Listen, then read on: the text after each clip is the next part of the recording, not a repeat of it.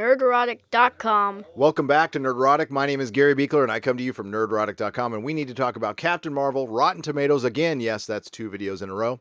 And a fresh round of attacks on fans from the entertainment media, including John Campea, who has removed his tweets. That's a little weird, but we'll get more on that later. And sorry, this video is going to be warts and all. I don't have a lot of time to edit it. But instead of using an article that I generally disagree with, I want to use one of the websites I do agree with because they are bold enough to call other websites out. Bounding Into Comics, who of course has shared one of my videos before, and thank you very much. Along with Bleeding Fool, they have done that as well. They are the two shining examples of websites that have the balls enough to call out other websites on their BS, and well done, Bounding Into Comics on this one. Comic book movie news websites attack fans, label them sexist for saying they don't want to see Brie Larson's Captain Marvel. This article is written by our friend John F. Trent. Multiple comic book movie news websites, including comicbook.com and comicbookmovie.com, attacked comic book fans because they expressed that they may not plan to see Brie Larson's Captain Marvel when it comes into theaters. Let's take a look at these headlines. Comicbook.com's headline: sexist Rotten Tomatoes users are already slamming Captain Marvel ahead of its release. Trolls start targeting Captain Marvel on Rotten Tomatoes as opening weekend projections rise? I thought they were falling. Oh well. Well, this is sad. Ahead of Captain Marvel's release early next month, sexist trolls have taken to Rotten Tomatoes to share their thoughts on a movie they haven't seen yet. Read more. No effing thank you. Complex takes it a little further. Roving bands of misogynists swarming Captain Marvel on Rotten Tomato weeks before release. Those roving groups of misogynists running around the streets, high-fiving, arm wrestling, waxing each other's backs, and generally hating Captain Marvel. It's funny that they missed Alita Battle Angel, though. Now, I'm not going to get into this article, but I want you to remember this sentence later on in the video.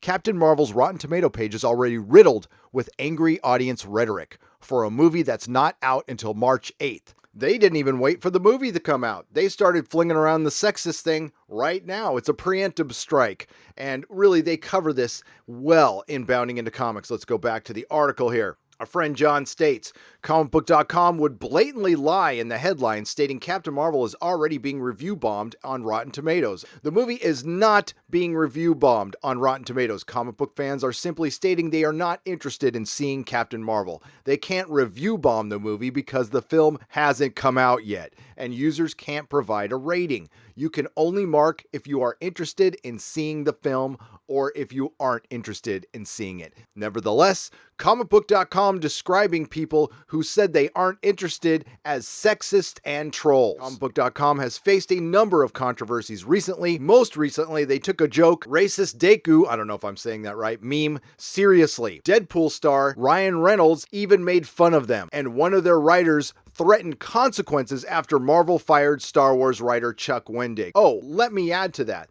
They are also the public relations firm for CBS All Access, shilling the hell out of Star Trek Discovery. Why? Because they're owned by CBS. And you can see right here how they describe people who are simply uninterested in seeing Captain Marvel as sexist. Like I said, they're starting early on this one. We Got This Covered would make similar claims to comicbook.com. Their headline would shout, internet trolls trying to sabotage Captain Marvel's Rotten Tomatoes score. They would actually post screenshots of the number of comments where it shows people who are interested in the film as well as those who are not interested in seeing the film. Clearly, people expressing their opinion on a platform designed to do just that is sabotage to the audience score, a score they aren't even affecting because the movie isn't out yet. Does this sound odd to you? It certainly does. We Got This Covered wouldn't describe these folks as sexist. Wow, should we credit them for that? That would not be the case for comicbookmovie.com. In a similar article, their headline would blare, trolls start targeting Captain Marvel on Rotten Tomatoes as opening weekend projections rise. Again, I thought they were falling, but it doesn't matter.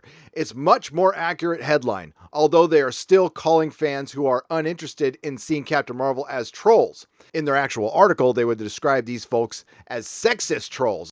Some of the criticism being thrown out to YouTubers who are making Captain Marvel videos, and I guess I got to count myself as one now, is the movie isn't out yet. We don't know what the movie's going to be about. We don't know if it's going to be overly PC, political, feminist, NPCs, SJW. We don't know. Look at Black Panther. There was tons of movement marketing and politics with that one, and it turned out well. That is exactly why Disney and Marvel are marketing this film this way. They are hoping to repeat the Black Panther success, probably with an inferior film, and they know that, and that's why they are releasing it so close to Avengers Endgame. According to Brie Larson herself, Marvel approached her to make Captain Marvel a big feminist movie. In fact, the film has embraced feminist slogans in its marketing using "the future is female" and "hero." And of course, you can't spell hero without he. I believe my fellow YouTubers are correct in assuming that Captain Marvel will be filled with politics because Brie Larson has come out and said so. Now, I might have a unique perspective on this whole thing because I actually sold Miss Marvel and Captain Marvel comics at the comic shop I used to own for 10 years here in San Francisco called the Comic Outpost. I remember when the Kelly Sue DeConnick #1 issue came out and the name changed to Captain Marvel from Miss Marvel, and I remember it selling very well in the first issue and then sales dropping by 50% by the second issue and even further till the series got canceled. She used to have a personality. It used to be a popular character. She was a popular Avenger. Even when she was binary, people liked her. People bought the Brian Reed Miss Marvel comic because it was pretty good. Captain Marvel was always going to be an uphill battle for Marvel, and this is prior to Brie Larson popping off because Captain Marvel was only relevant within the comics when she became the poster child for SJW Marvel. So it was a tainted character before Brie Larson even got a hold of it. But she has made it oh so much worse. And obviously Captain Marvel isn't a strong enough character in the eyes of Disney and Marvel to market normally. So they had to do the movement marketing. And this is part of the gamble. And Marvel knows, and Disney knows, and I know, and every other retailer knows that men were the vast majority of people who bought Miss Marvel and Captain Marvel, and men will be the vast majority going to see superhero films. Men are the vast majority of MCU fans. So this is kind of out of the box and bold thinking, but I'm not too sure this is going to work, and I'm not too sure it actually helped. Hell, if the movie's good, I'll be the first to tell you once I see it. I'm going to see it opening night, and I'll be doing a review. But honestly, at this point, right now, I'm only rooting for the Skrulls. And about this recent attack on toxic fans, that's very interesting because I am of the mind that it's toxic media. Now, it wasn't about Captain Marvel, but John Campea put out a tweet last week calling Star Wars fans F-wits, cousin humpers, and basement dwellers. And he's one of those people who pops off about toxic fandom quite a bit. And then we have this coordinated attack from comicbookmovie.com, comicbook.com, and complex.com talking about sexist trolls. And they are basing it on what? Well, I just did a little bit of math here, and there is only 5 pages on the Rotten Tomatoes of audiences stating whether they're interested or not interested. There is about 75 total votes, and 35 of them are not interested. That is 46.67%. Out of that 35, here's the worst one I saw. Louis P. What is with the lack of facial expressions? Oh my God, so sexist. And that came September 18th, 2018.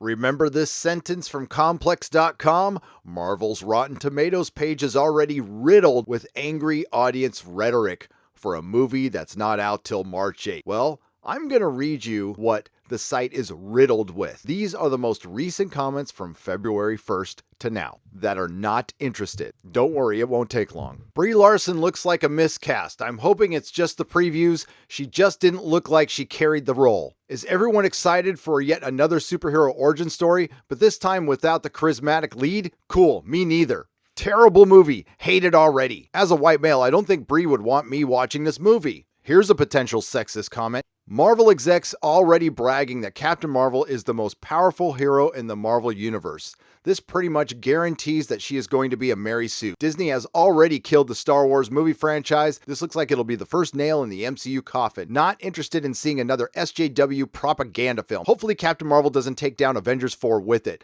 Sarah P. Tired of all this SJW nonsense. This is just a complete disaster. Not interested in supporting Brie Larson's agenda. The weird random made-up superhero looks like Homer Simpson, not interested. I wanted to see this at first, but the actress who plays Captain Marvel seems to be just bland. I would only want to see it because it fits into the Marvel universe, not because of anything I've seen from the trailers. I disagree with the GoFundMe account Brie Larson is starting to help Disney. This will be dreadful, and yet the critics will praise this film because they get paid by Marvel. How is Thor: The Dark World better than Aquaman? No idea. I somehow feel that the Skrull is not the enemy, but that I am, since Brie Larson has been careful to state she doesn't want the press tour to include types like me. Oh boy, first off, this will be worse than The Last Jedi, and I'm calling it now. Critics will love it, and the audience hate it. Secondly, I'm only excited for Nick Fury and the Skrulls and the Krees. That's pretty much it. I'm not interested in her at all. I want to see the Skrulls do their thing, see how Nick Fury lost his eye, but without 2 hours of cringe. Looks like they're set to ruin the franchise. Larson has made it clear, men not need attend this movie. Interesting they have no screenings yet.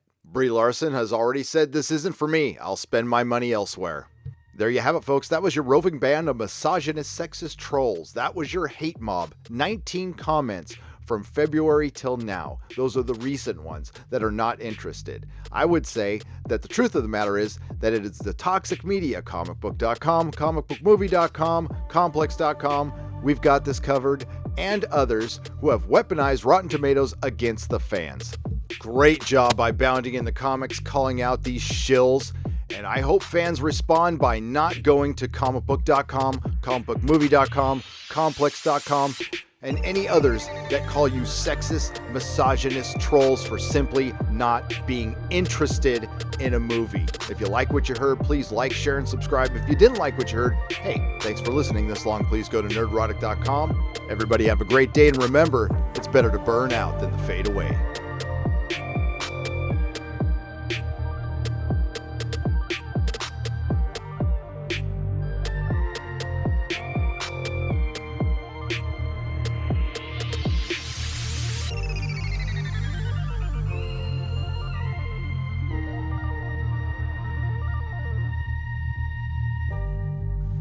nerdrotic.com.